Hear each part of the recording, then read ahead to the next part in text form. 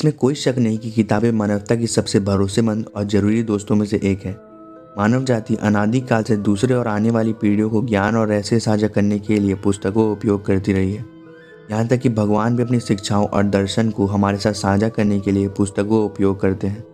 लेकिन क्या होगा अगर मैं कहूँ कि इस धरती पर कुछ किताबें ऐसी भी हैं जो कि रहस्यमय और शापित हैं। विश्वास नहीं हो रहा, लेकिन वास्तव में हमारी प्रकृति में कुछ ऐसी किताबें मौजूद हैं जिनका संबंध रहस्यमय ताकतों तथा शैतान से हो सकता है। तो आज हम कुछ ऐसी किताबों के बारे में बात करने जा रहे हैं जिन्हें रहस्यमय और शापित माना जाता है।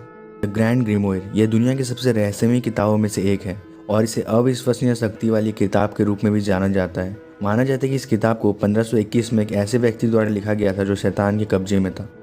यह किताब काले जादू और काले रहस्यों से भरा है। इस किताब में शैतान या लूसीफर को बुलाने तथा उनसे सौदा करने की विधि पाई जा सकती है। इसे बाइबल के सभी अनुष्ठानों को पूरा करने के बाद वेटिकन सिटी के एक लॉकर में रखा गया है ताकि इसकी नकारात्मकता किसी को नुकसान न पहुंचा सके। ग्रैंड ग्रिमोयर अब सार्वजनिक रूप से उपलब्ध नहीं है क्योंकि ऐसा माना जाता है कि अगर कोई भी इसे पूरा पढ़ेगा तो शैतान उसकी आत्मा को गुलाम बना लेगी।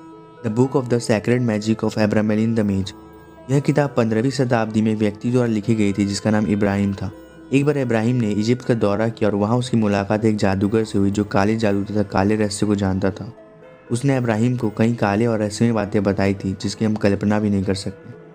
उसने उसे बताया कि मृत व्यक्ति को जीवित कैसे करना है, पृथ्वी के नीचे दबे खजाने का स्थान को कैसे खोजना है, शैतानों से कैसे संपर्क करना है। इसलिए इस किताब को रहस्यमय और शापित भी कहा जाता है। कोडेक्स गीगास दुनिया की सबसे रहस्यमय किताबों में से एक है जिसे डेविल्स बाइबल के नाम से भी जाना जाता है। इसमें केवल 320 पन्ने हैं, लेकिन फिर भी यह 72 किलो का है। 1648 में जब पारक शहर को लूटने के बाद स्वीडिश सेना अपनी लूटी गई सामग्री के साथ स्वीडन वापस चली गई, तब उन्हें यह रहस्यमय किताब मिला। कोडेक्स गीगास को 16वीं शताब्दी में एक बौद्ध भिक्षु ने लिखा था। उसने अपने मालिक से कसम खाई, लेकिन उसने उसे तोड़ दिया और सजा के रूप में उसने खुद को एक कमरे में बंद कर लिया और कुछ भी न खाने पीने का फैसला किया। उन्होंने अपने जीवन में जो कुछ भी सीखा, जैसे काला जादू तथा काले रहस्य, उन्हें एक रात में ही लिखने का संकल्प लिया। उस बौद्ध भिक्षु ने बिना कुछ खाए पिए 320 पन्नों में से 310 पन्ने लिख दिए। बाकी वो नहीं लिख पा रहा था, इसलिए उसने राक्षसों के राजा यानी लूसीफर को बुलाया। उसने उसे किताब को पूरा करने को कहा और अपनी आत्मा का सौदा किया। बौद्ध भिक्षु की मृत्यु हो गई और लूसीफर ने कलम ली और पुस्तक के अंतिम 10 पृष्ठ पूरे किए। कोडेक्स गीगास को सभी रीति रिवाजों को पूरा करने के बाद वेटिकन सिटी के लॉकर में रखा गया है, लेकिन इस किताब के अंतिम 10 पन्ने किसी ने चुरा लिया। इसे किसने चुराया और कौन इस्तेमाल कर रहा है कोई नहीं जानता।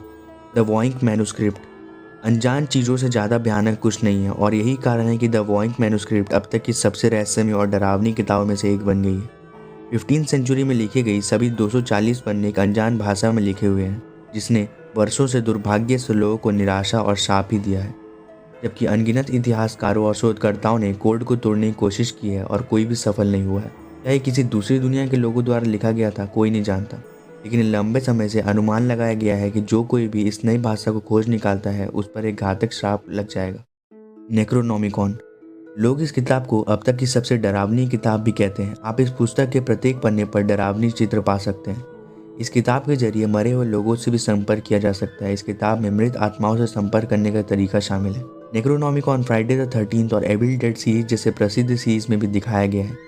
यह किताब HP लवक्राफ्ट द्वारा लिखा गया है। इस किताब की 5 कॉपीज है जिन्हें अलग अलग म्यूजियम में रखा गया है। दोस्तों, आज के लिए बस इतना ही। उम्मीद करता हूँ आपको वीडियो पसंद आई होगी। अगर इस वीडियो का पार्ट 2 चाहिए तो नीचे कमेंट करें। तब तक के लिए धन्यवाद।